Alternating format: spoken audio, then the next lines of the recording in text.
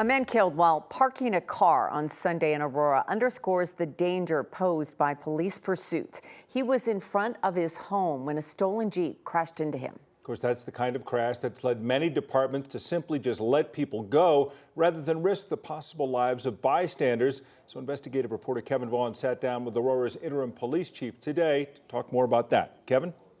Tom, Heather Morris is 2 months into the job, and today she answered our questions about the department's policies when it comes to pursuits. Pursuits are dangerous. It lasted less than a minute. This is really tragic. But a carjacking, police chase, and crash Sunday in Aurora This is a homicide. ended in the death of an innocent man, Oliver Jose Zeledon Gongora. And it left interim Aurora Police Chief Heather Morris answering questions about when her officers should and should not give chase. Certainly we're not pursuing people for traffic violations, in lower level offenses and nonviolent crime. So it depends on the circumstances. The circumstances Sunday began with an armed carjacking. After a 911 call, an Aurora officer saw the stolen Jeep and hit the lights and siren.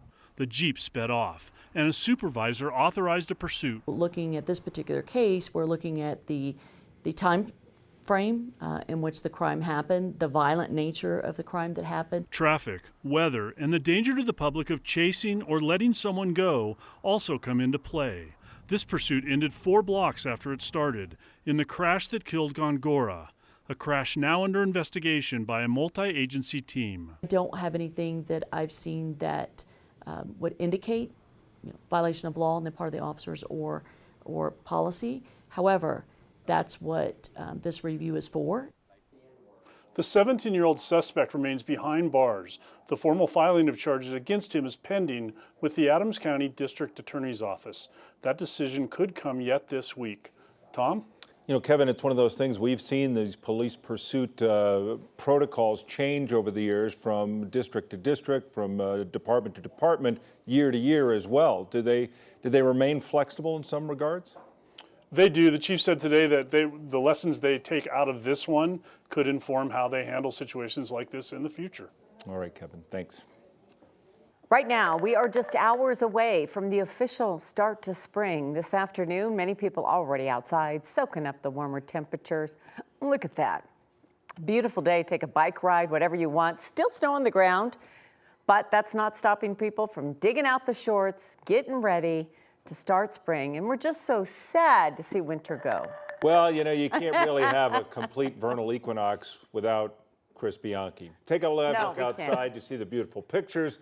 Chris, I think most of the cool air I felt today was actually coming up from the snow on the ground rather than from the sky above. Yeah, it kind of does insulate things a little bit. And of course, the start of spring here in Colorado means something a little different than it does for the rest of the country and the rest of the northern hemisphere. It means we're basically in the 7th inning of winter, so to speak. We've still got that potential for more snow, yes, but it certainly doesn't feel that way. If you go outside right now, it is sunny. It is beautiful out there on these final, 5 hours of winter officially at 9:06 p.m. Tonight, we'll start spring officially. It's mild and dry through Saturday for us in Denver. A few mountain snow showers this week, not a big deal. Sunday and Monday, our next potentially impactful storm.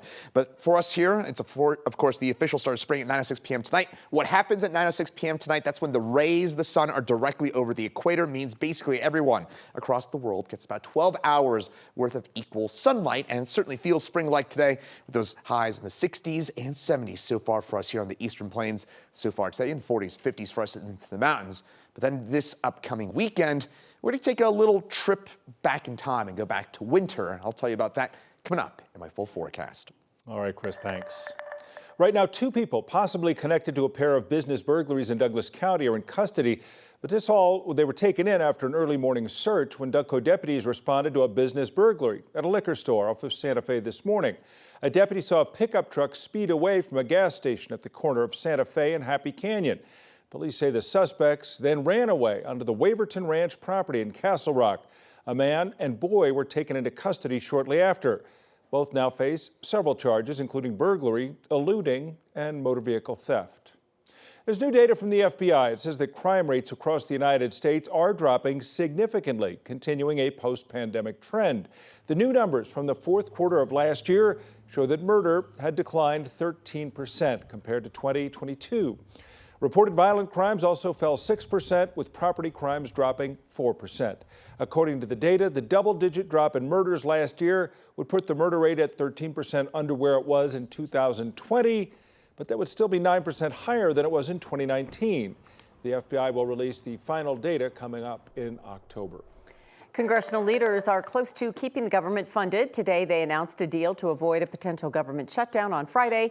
House Speaker Mike Johnson said House and Senate committees have started drafting the bill. It will go to the full House and Senate as soon as it's ready. Congress has had until the end of the day Friday to pass the measure. Funding for the Department of Homeland Security has been a major obstacle in negotiations. A lawsuit against multiple social media platforms over a racially motivated shooting is moving forward. Now, this week, a judge denied the dismissal of a lawsuit stemming from the mass shooting at a supermarket in Buffalo, New York. The lawsuit alleges hateful and extremist content on sites like Instagram and Reddit contributed to the radicalization of the suspect. Families of those who were killed 2 years ago filed that civil suit.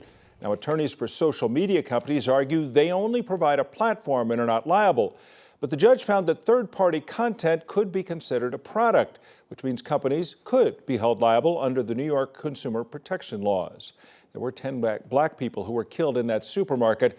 The suspect is currently serving a life sentence, but still faces hate crimes at the federal level, with prosecutors seeking the death penalty in that case.